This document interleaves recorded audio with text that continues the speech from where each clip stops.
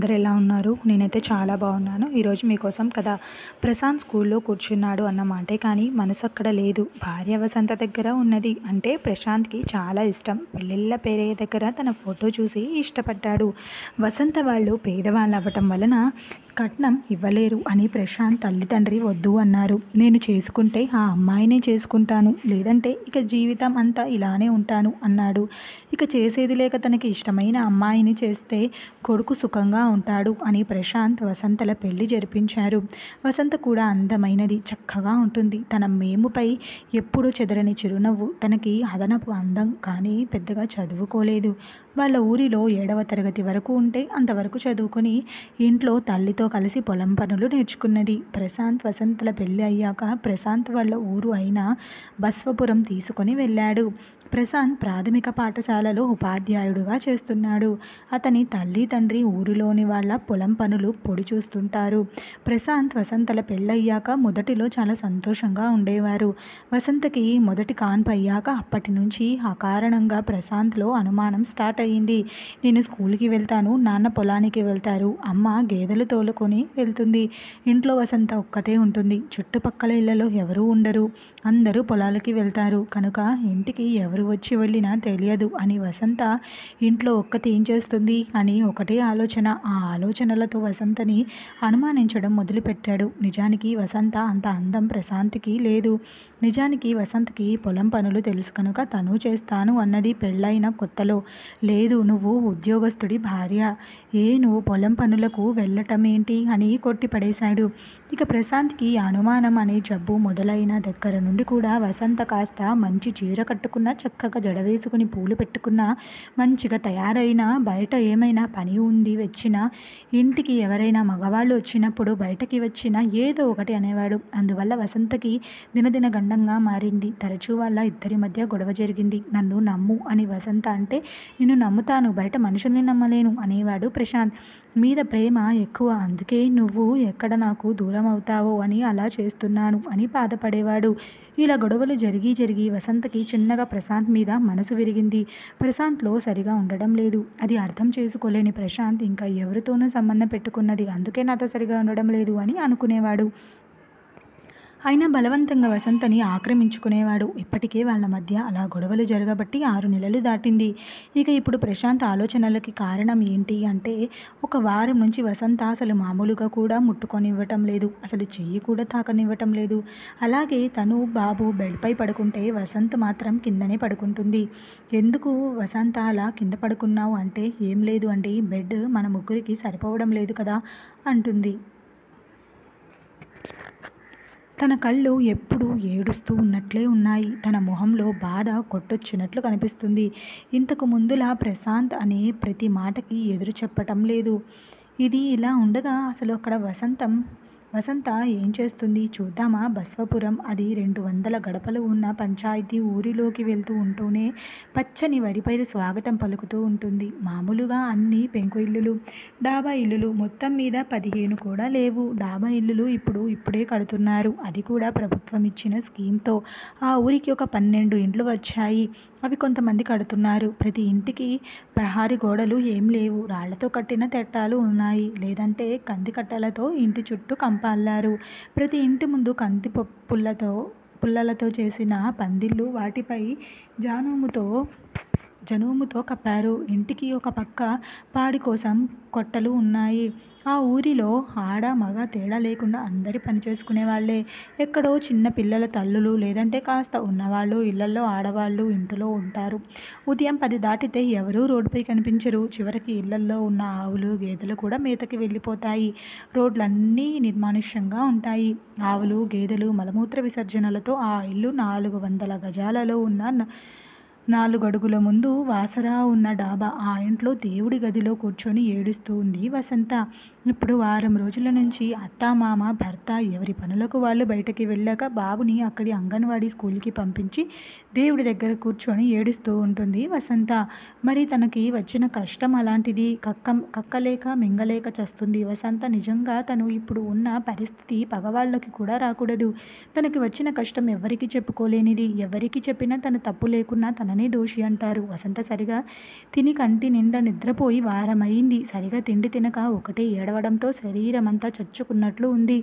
తనకి గుండెలో బాధ లావాలా పొంగి తన మనసుని కాల్చేస్తూ ఉంది. కోపం అంత దేవుడిపై చూపిస్తున్నది.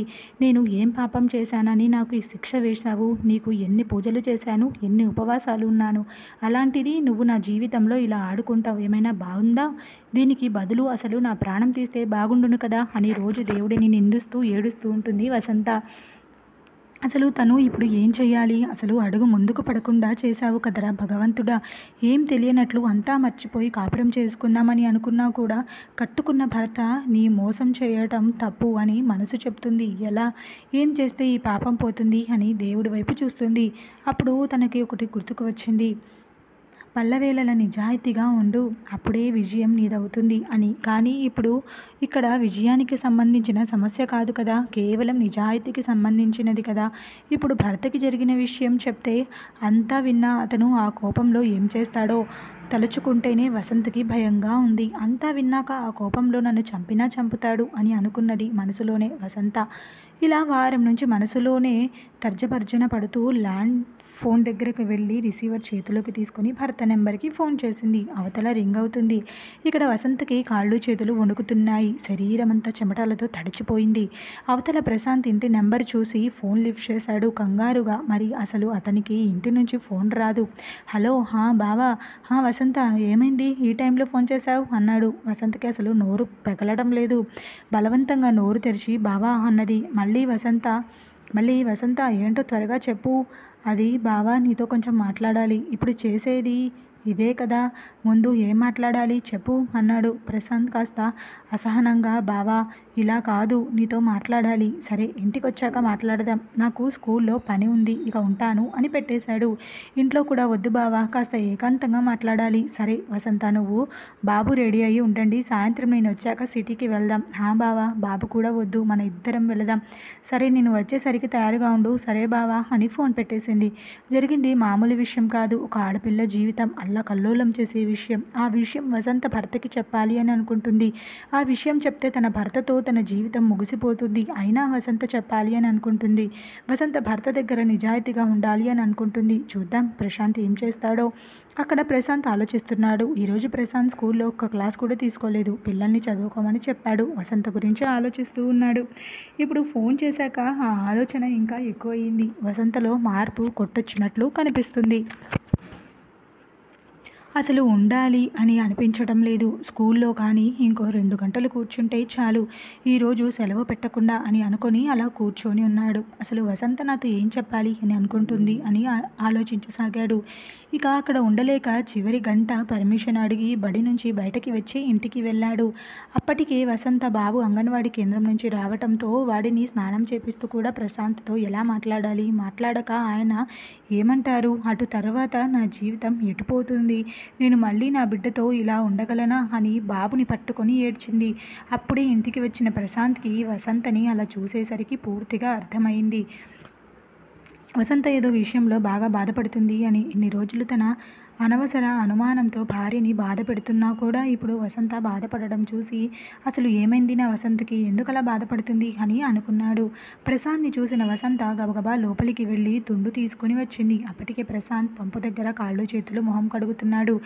వసంత ఇచ్చిన టవల్ తీసుకుని మొహం తుడుచుకుంటూ వసంత వైపు చూస్తున్నాడు. వసంత దిక్కులు చూస్తూ ఉన్నది. రెడీ అయ్యావా వసంత అన్నాడు.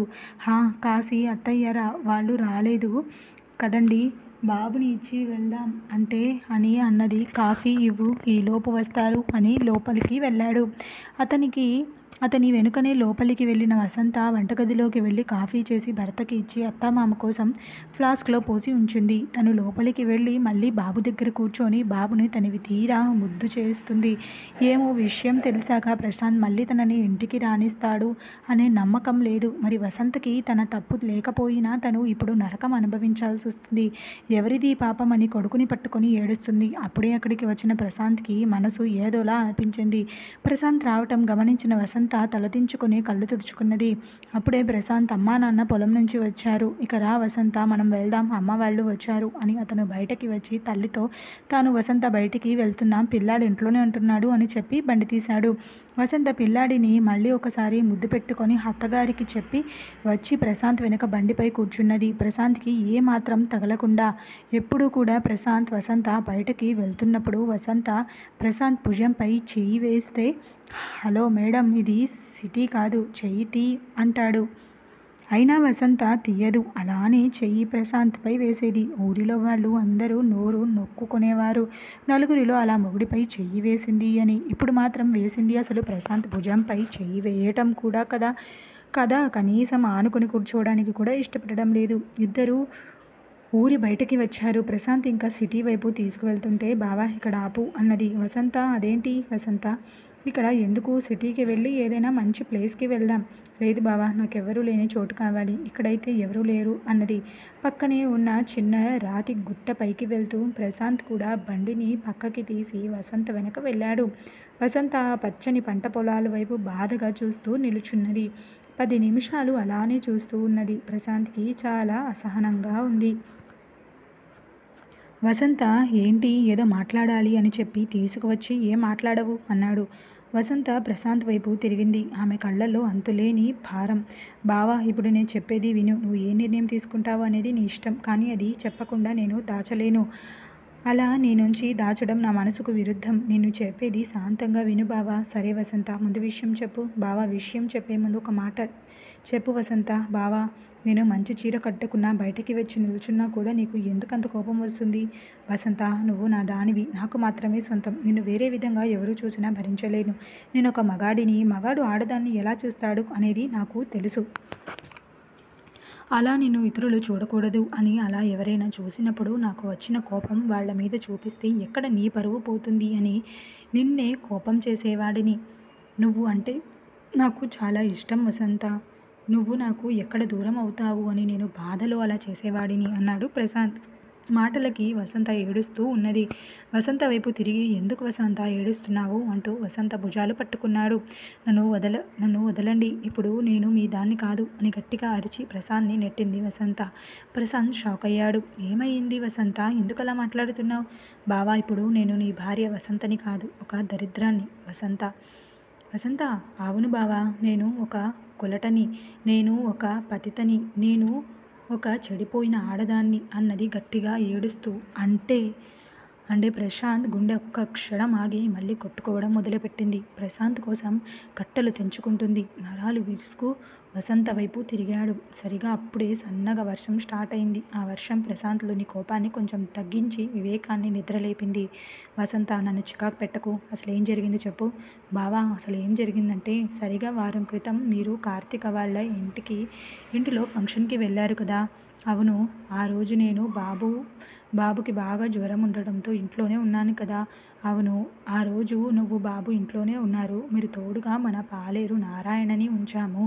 ఆ తర్వాత రోజునే కదా వాడు వారం రోజులు సెలవు మీద వెళ్ళాడు. కానీ బావా, వాడు ఆ రోజు మన ఇంటికి నిప్పు పెట్టాడు అన్నది కసిగా. అసలు ఏం జరిగింది చెప్పు వసంత అన్నాడు తల పట్టుకుంటూ.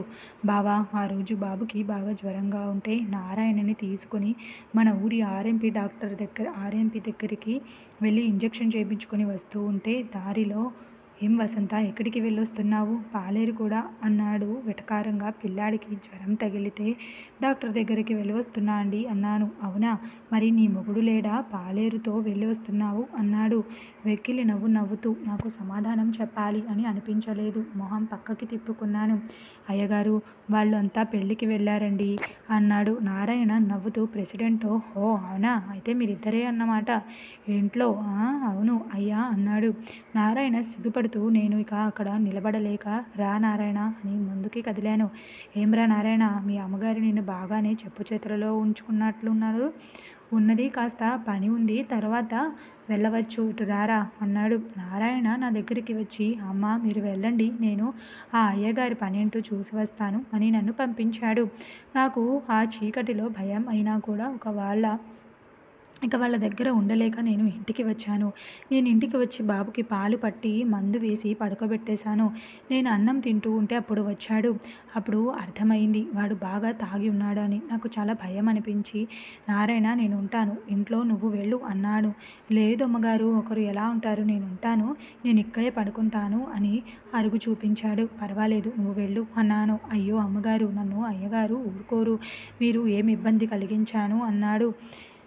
ఇతను ఎంతలా తాగాడంటే ఊగుతూ ఉన్నాడు. అతని మాటలు తడబడుతున్నాయి. ఇక నేను ఏం మాట్లాడకుండా తలుపులు వేసుకొని లోపలికి వచ్చి పడుకున్నాను. కాసేపటికి ఉరుములు మెరుపులతో కూడిన వర్షం మొదలయింది. పాపం వర్షంలో ఎలా పడుకున్నాడు అని అనుకున్నాను. కానీ తలుపు తెరిచి లోపలికి రమ్మనే ధైర్యం లేదు నాకు. అలాగే గమ్మున పడుకున్నాను. కానీ అప్పుడే తలుపులు కొడుతున్న శబ్దమైంది.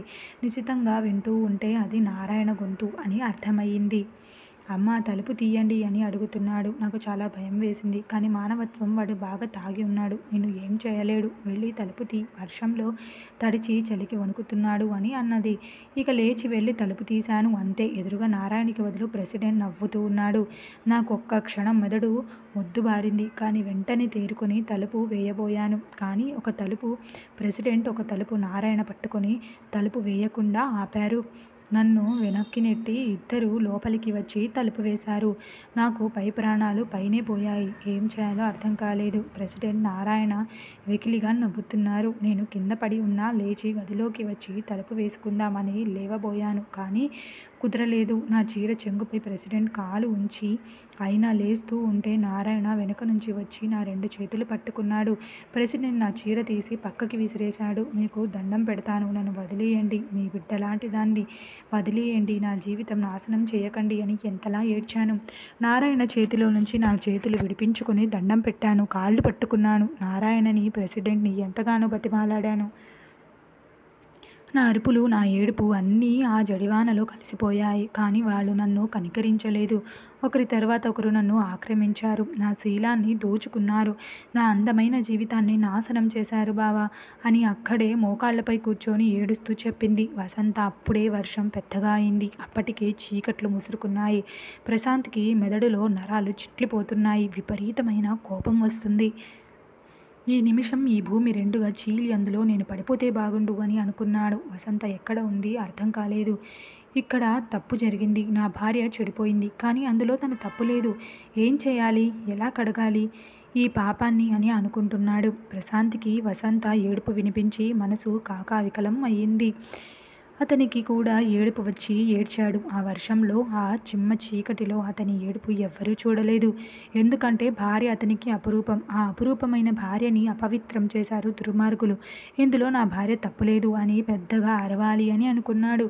వసంత ఎక్కడ ఉన్నావు అన్నాడు. వసంత పలకలేదు. వసంత అన్నాడు గట్టిగా. అయినా వసంత పలకలేదు. దూరం నుంచి ఊరికి వచ్చే లాస్ట్ బస్ వస్తూ ఉన్నది. ఆ బస్ వెలుతురులో కనిపించింది వసంత. పట్నం వెళ్ళే దారిలో. ప్రశాంత్ వసంత అని పిలుస్తూ రాళ్ళు గుట్ట దిగి బండి తీశాడు.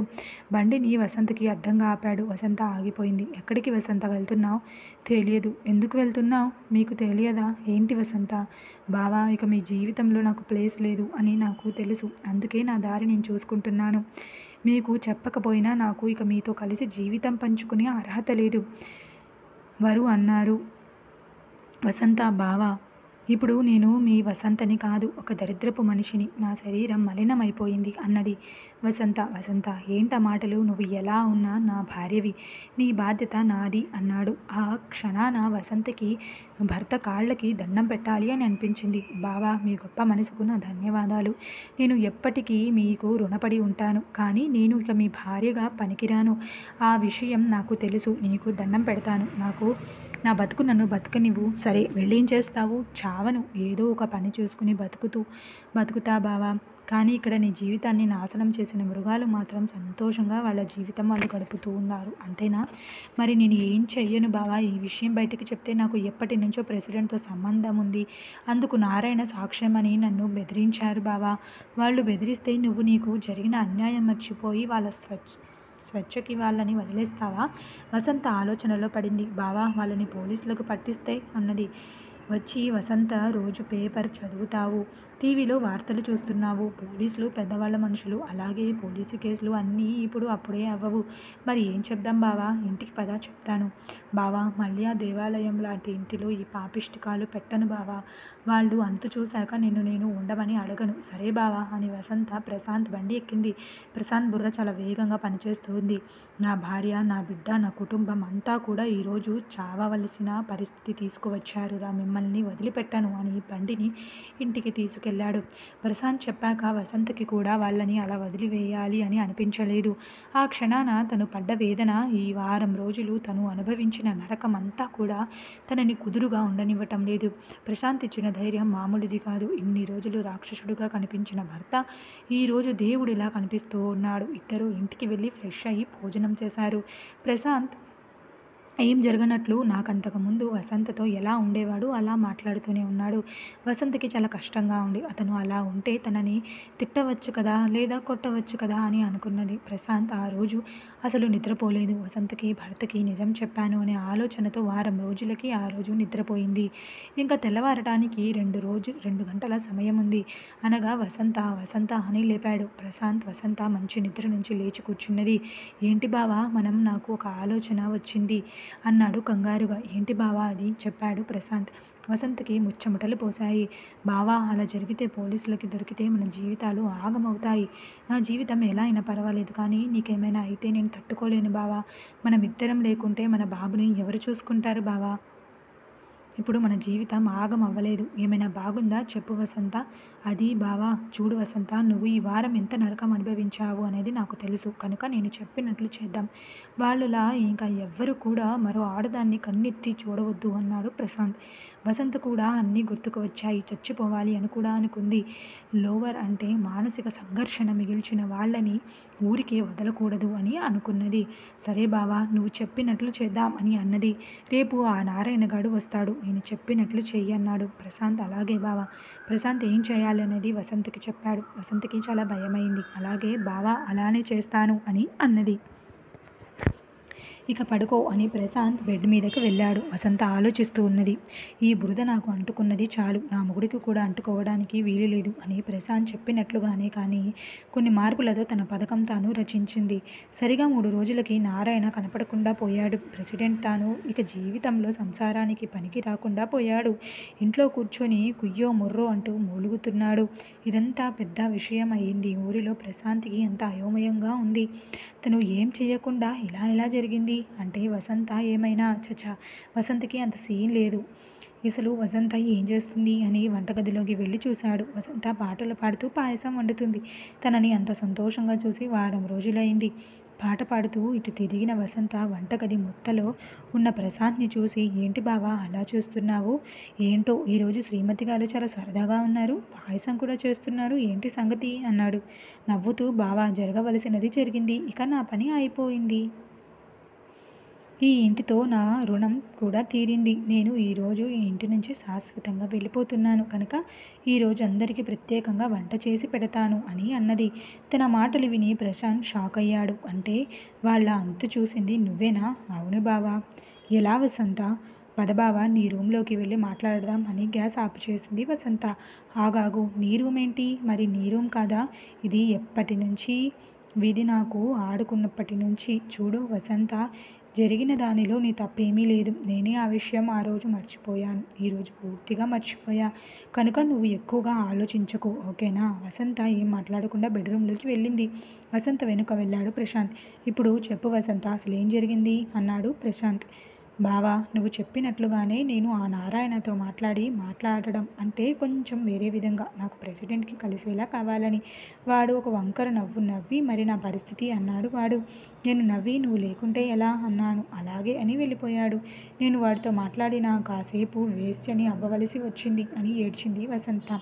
అలా రాత్రి ఆ ప్రెసిడెంట్ గాడి తోటకి వెళ్ళటానికి ఏర్పాటు చేశాడు నారాయణ.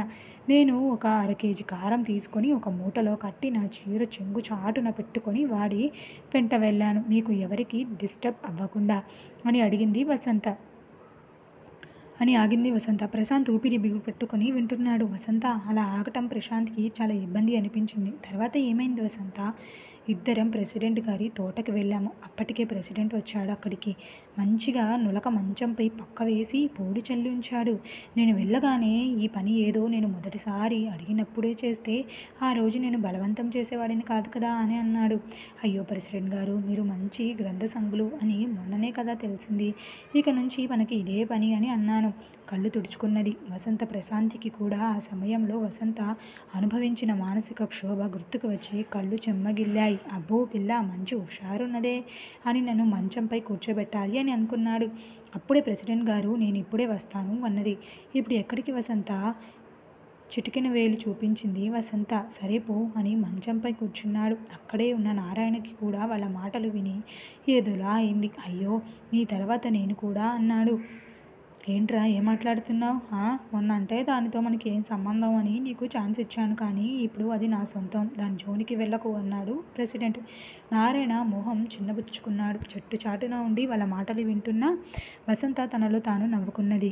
తను తెచ్చిన కారం 2 చేతులతో గుప్పెటి నిండుగా తీసుకున్నది. చేతులు వాళ్ళకి కనిపించకుండా కిందకి వేసి నవ్వుకుంటూ వచ్చింది ప్రెసిడెంట్ దగ్గరికి. వసంత రాగానే నువ్వు వెళ్ళి బయట ఉండరా, మళ్ళీ అమ్మగారిని ఇంటికి తీసుకొని వెళ్ళాలి కదా. ఏయ్ అయ్యా ఉండనివ్వండి, మొన్న వాడు ఉన్నప్పుడే కదా నా మీద చెయ్యి వేశారు అని అన్నది వసంత.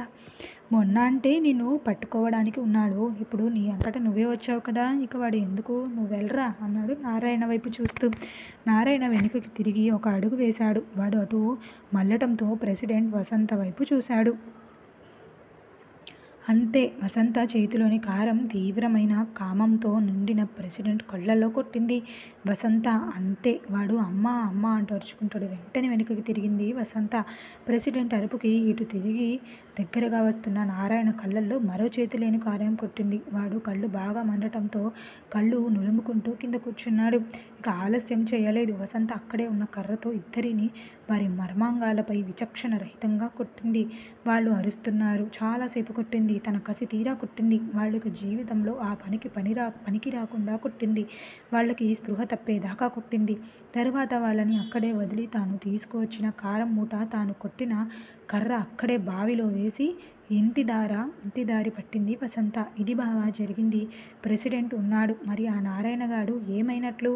వాళ్ళకి తెలియని విషయం ఏంటి అంటే, నారాయణ వసంత కారం కర్ర బావితో వేయటానికి వెళ్ళినప్పుడు తన వెనుక వెళ్ళాడు. తనని తోస్తున్నా అనుకుని అతనే ఆ పాతుపడ్డ పట్టులో పడ్డాడు. చచ్చాడా బతికే ఉన్నాడా అనేది ఎవ్వరికీ తెలియదు. ఏమో బావా నాకు తెలియదు అని వసంత వంటగదిలోకి వెళ్ళింది. అమ్మో నా పెళ్ళాం అమాయకంగా కనబడుతుంది కానీ చాలా తెలివి కలది అని అనుకున్నాడు ప్రశాంత్. వసంత వంట అంతా చేసి ఆ రోజంతా ఇంట్లో వాళ్ళతో సంతోషంగా గడిపి ఆ సాయంత్రం తన తల్లికి ఒంట్లో బాగోలేదు, నేను వెళ్తాను, బాబుని ఇక్కడే ఉంచుతాను అని అత్తగారి దగ్గర అనుమతి తీసుకొని బట్టలు సర్దుకోవటానికి రూమ్లోకి వెళ్ళింది. వెనుకనే ప్రశాంత్ కూడా వెళ్ళాడు. ఏంటి వసంత, నేను ఎంత చెప్పినా వినవా? ఏంటి బావా అన్నది వసంత బ్యాగ్ తీస్తూ. ప్లీజ్ వసంత, జరిగిన దానిలో నీ తప్పు లేదు, నేను నమ్ముతున్నాను. నువ్వంటే నాకు చాలా ఇష్టం వసంత. బావా నా తప్పు లేదు అని ఆ రోజు అన్నావు, ఆ తర్వాత అన్నావు, కానీ ఏ రోజు కూడా నువ్వు నన్ను ముట్టుకోలేదు. ఎందుకు బావా అన్నది సూటిగా చూస్తూ. ప్రశాంత్ ఏం మాట్లాడలేకపోయాడు. బావా ఒకటి చెప్పనా, ఒక భార్య అయినా లేదా భర్త అయినా తమ జీవిత భాగస్వామి వేరొకరితో శారీరకంగా కలిశారు అంటే వాళ్ళని మళ్ళీ ముట్టుకోవాలి అంటే చాలా కష్టం.